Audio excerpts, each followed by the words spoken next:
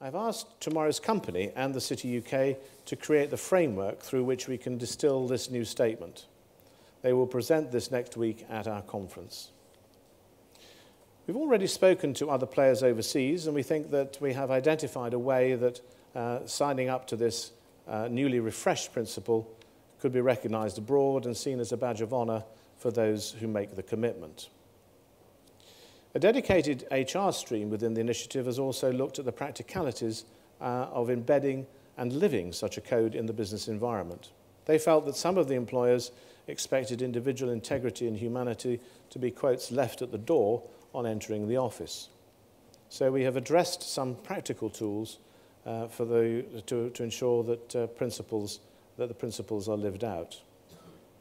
We're also launching a website which holds the professional codes and support material from professional bodies across the financial and professional services sectors.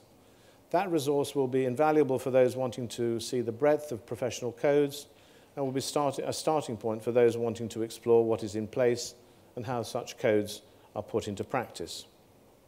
So I hope that in our small way we have begun to close the gap between the next generation vision and today. There's not a gap in the sense that ethical principles do not exist today. It is a gap in the sense that those principles must empower individuals to call out poor behaviour and to not tolerate lapses. I hope that the new generation vision team will feel that this response to their call is worthwhile and a positive step forward on a much longer journey. And I thank you all for giving us such a positive glimpse of the future which is within our grasp. Thank you all very much.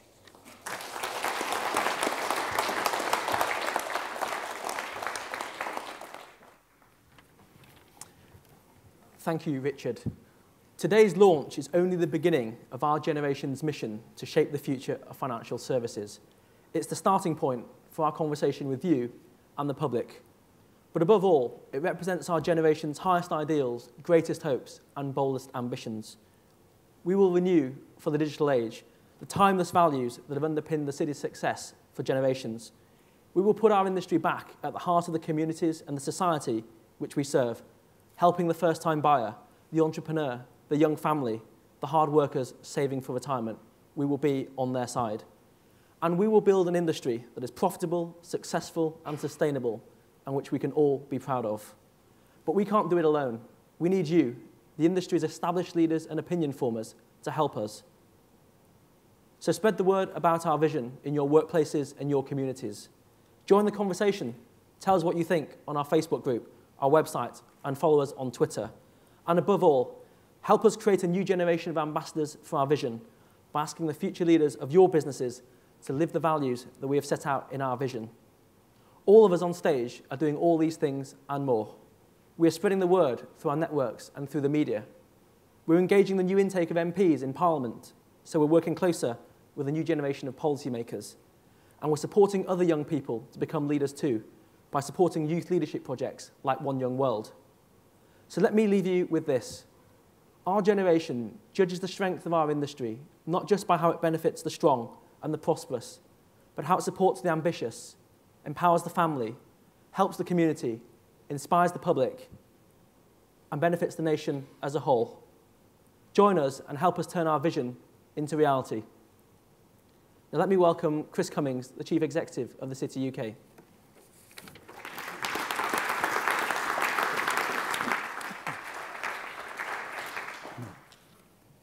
Well, good afternoon, ladies and gentlemen.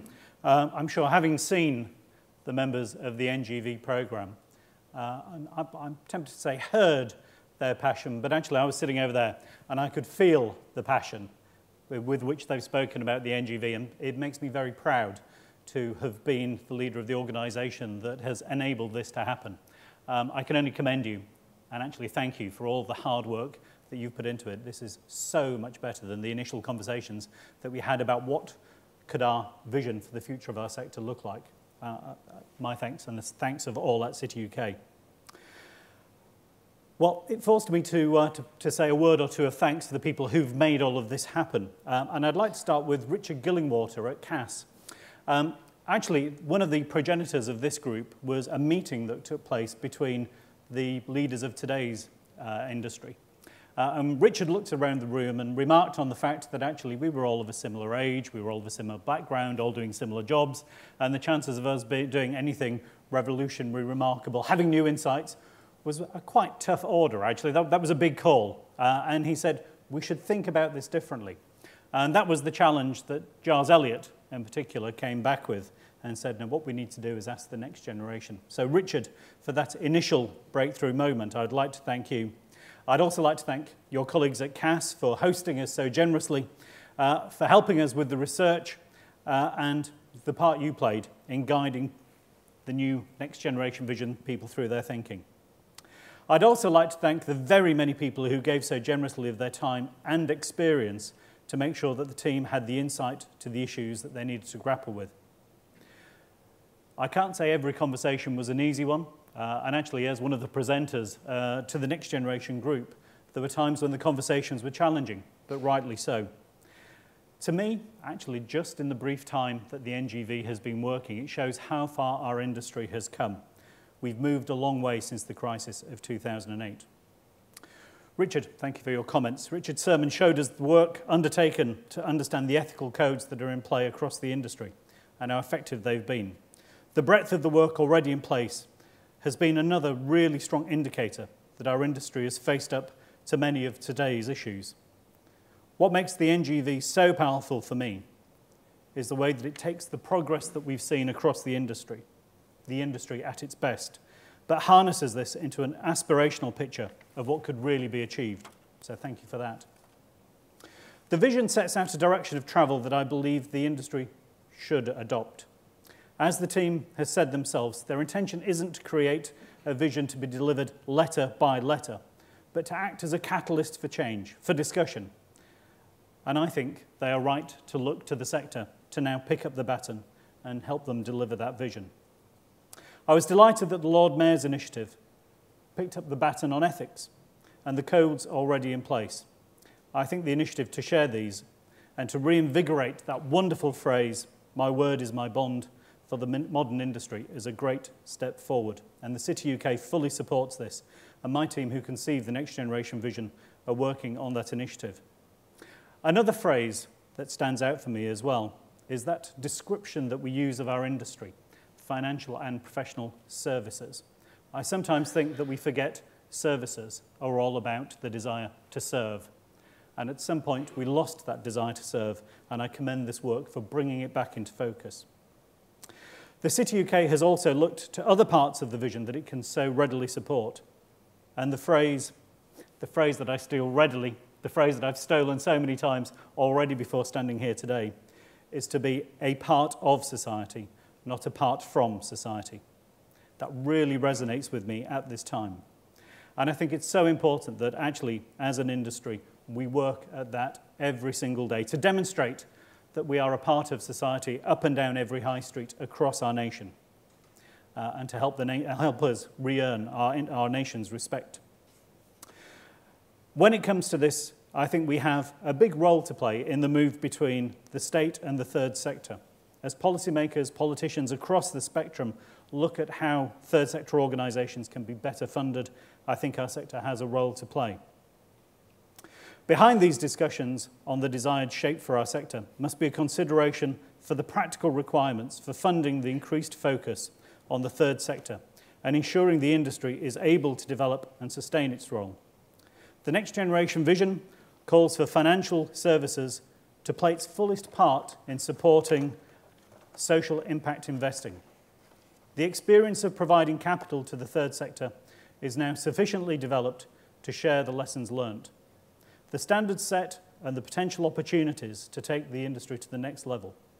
And so the City UK worked with the social investment business to produce an authoritative report on the scale of the demand, the voice of the customer, and the meeting point between the commercial business and the social business that can be set out. It was so ably done in our report published just 2 weeks ago. The Next Generation also called on the industry to play its part in philanthropic work, not just finding products and solutions for social investing, but also delivering time, energy, and our efforts for our charitable enterprise. Again, I feel so strongly about this that I think we should build on the work already done. the excellent and outstanding work done by the City of London Corporation and the London Benchmarking Group. And that's why members of my team are now working with Ernst & Young to create a definite and definitive study of the CSR activity of financial services to actually be able to explain the work that we do across the nation in fulfilling our social role. I want to realise and revitalise the next generation approach for future generations, and I'll work with my current team to learn from the project and to involve them in the future as the NGV reaches its conclusion. And for that end, the City UK is setting up a subcommittee of the Domestic Promotions Committee to champion your work going forward. Of course, there are a number of other initiatives that have been run.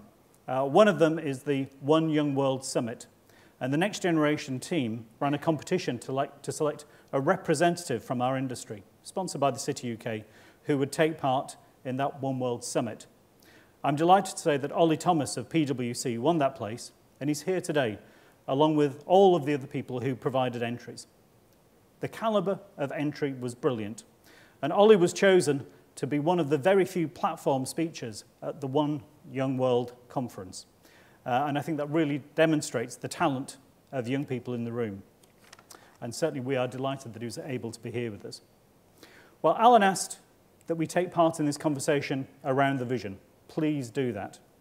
The City UK is exploring ways beyond Twitter, beyond LinkedIn, and beyond Facebook, aiming to open up a better discussion with the public. We have some MPs with us today. We have some people from Parliament across the spectrum. And I notice that rather like policemen, many of them seem younger and younger as I get older and older. I'm keen to make sure that we have a better and richer dialogue with policymakers across the spectrum. And I commend the work of the Next Generation Vision team for helping that happen. Now, for us to start that discussion with the next generation should be an immediate act. And therefore, let me invite you immediately to join us for a drink in the foyer. Thank you for your time. I'm delighted to see so many people from across the industry, politics, the third sector and the media who've been able to join with us today to launch this Next Generation Vision. Let me commend it, and please may I invite you to thank the 21 brightest and best from our sector who've put this work together. It's phenomenal. Thank you.